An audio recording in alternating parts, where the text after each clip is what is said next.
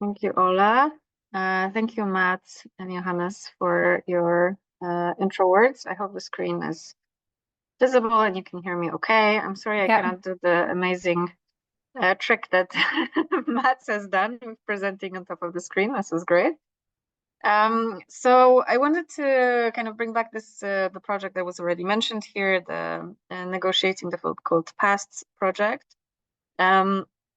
And sort of try to connect it with this idea of kind of using or employing the heritage in the work of working with human rights, which I think is very inspiring. And I think really I came away from Norway really thinking that this is something that is lacking in this part of the world and could really make a difference. And so I wanted just to bring some thoughts into the picture. So the two sort of main, I think, themes that we are working with in or inspirations, I guess, from academia that we were working with in our project were on one hand difficult heritage, the term difficult heritage, which I will speak about a little bit as well in a second, and this idea of heritage communities, which was defined in the Faro Convention. And I went back to read some of the points that exist in the Faro Convention, and I wanted to bring them in here as context because I think they are quite relevant for this discussion as well. And what the Faro Convention emphasizes, for example, is the people-centered approach. So recognizing that people and communities are really key stakeholders when it comes to interpreting, identifying, and safeguarding heritage. And similarly, they really focus on participation and access to heritage sites. And this means in particular the access of communities to decision-making processes, relating processes of how heritage functions and is commemorated, and specifically also when it comes to inclusion and diversity.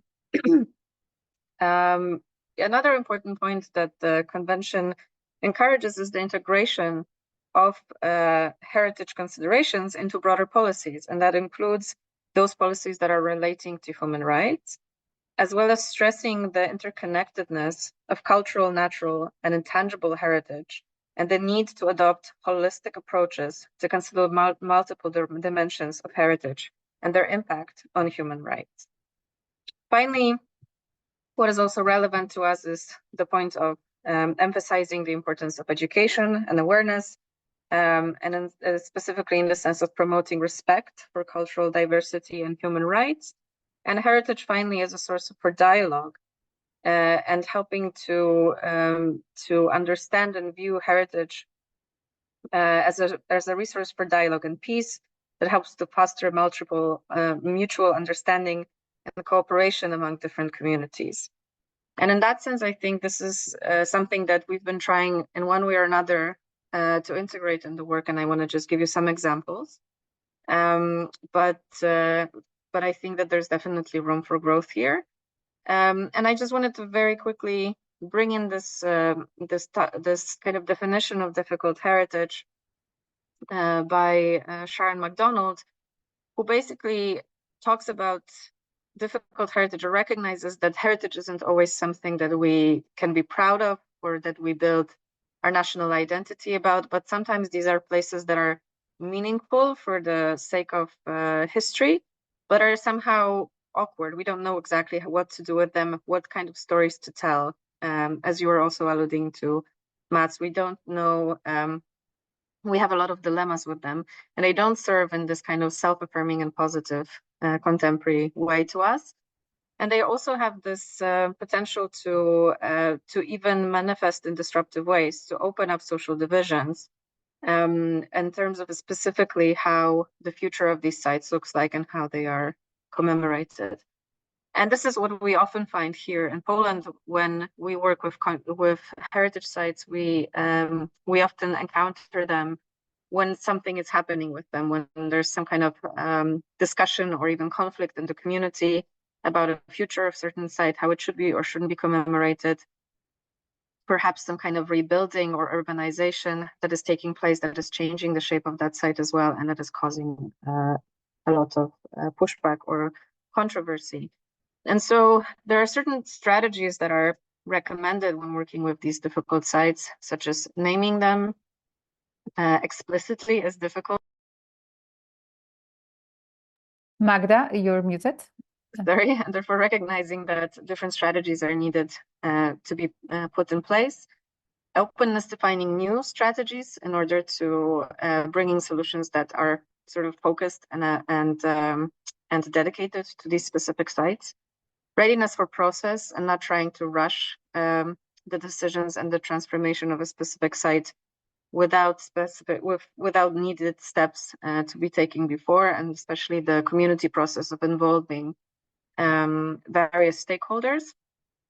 And finally, taking small steps in how a certain site can be transformed. So I wanted to just bring some practical examples from our work. One of the sites we've been working with quite a lot, which is relevant also, again, to the FestivALT Center work, is a former concentration site in Kraków, Płaszów, which you can see kind of on the map here. And I just wanted to point out the main element of it, which is that the half of the camp roughly today is urbanized, and this is the housing, quite densely populated residential area.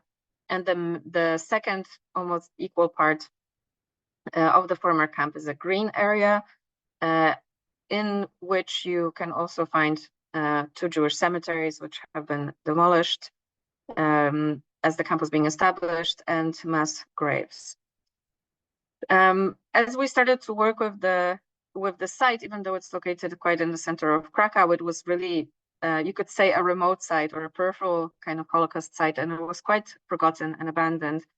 And as the commemoration processes were beginning to happen, there was a lot of pushback for various reasons around the site. We started to organize small, but I think quite meaningful interventions in order to activate local residents in a conversation with the history of the site, but not predominantly focusing on its history, rather focusing on its different aspects and really trying to build community and create conversation while slowly also interweaving the history of the site into the conversation. So one project like this we organized is called Medicinal Plants of Płaszów, which focuses on the paradox of these herbs and medicinal plants growing on this green area of the camp, which is all a genocidal land, for the reason that as the Nazis were trying to erase the camp and the evidence of their crime, they exhumed the mass graves that you see here, burned the bodies, and scattered the ashes around the perimeter of the camp.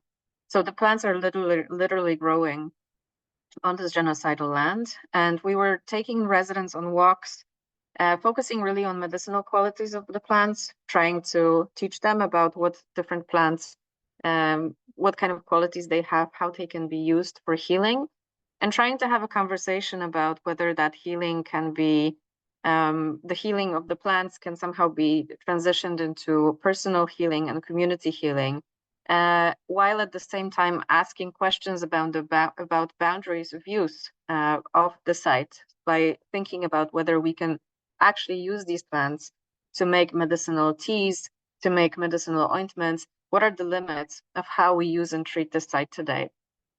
And this project really, we're still doing it. It's always bringing a lot of interest, and a lot of young people are coming, as well as families, to this project, and it really helps us kind of enter into a conversation with the community through sort of one specific lens and build a different relationship to the site, which is very important to us.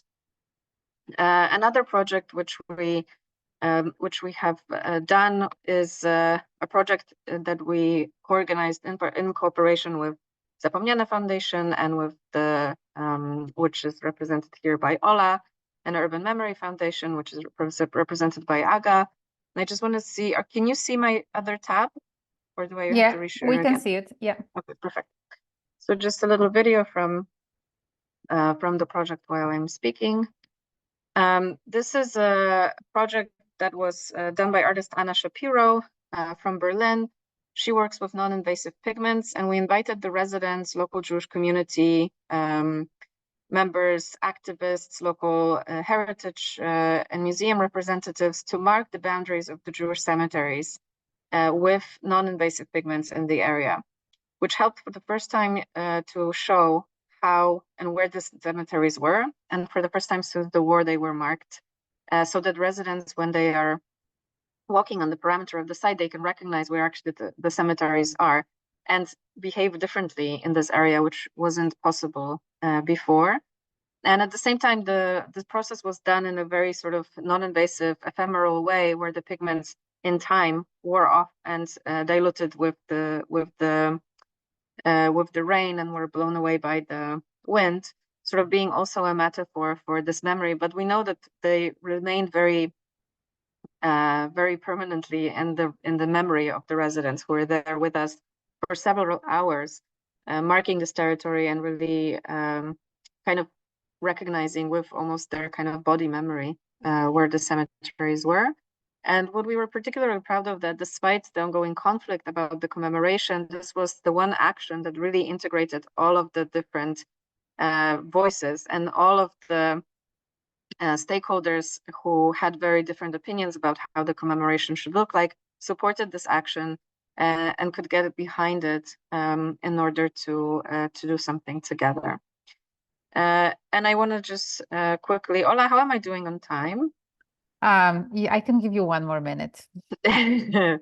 Okay, so maybe I'll go I'll skip one project here. And I just want to mention also another type of engagement which is done here by Zapomniane Foundation in this particular case, but also introduces this idea of green commemorations, which is very important to the work that we're doing, which is using environmentally friendly and sustainable ways to commemorate sites. This is a mass grave in the forest of Picula, and a commemoration this is the first sort of planting, but eventually the plants will grow over the remains that have been that are left here, and sort of cover them with the protective layer of plants so that they cannot be disturbed by animals or humans. This project was done in a very significant cooperation with the local youth who helped to commemorate the site and who were present in different stages of it, also with the local forestry department, as well as with the local clergy.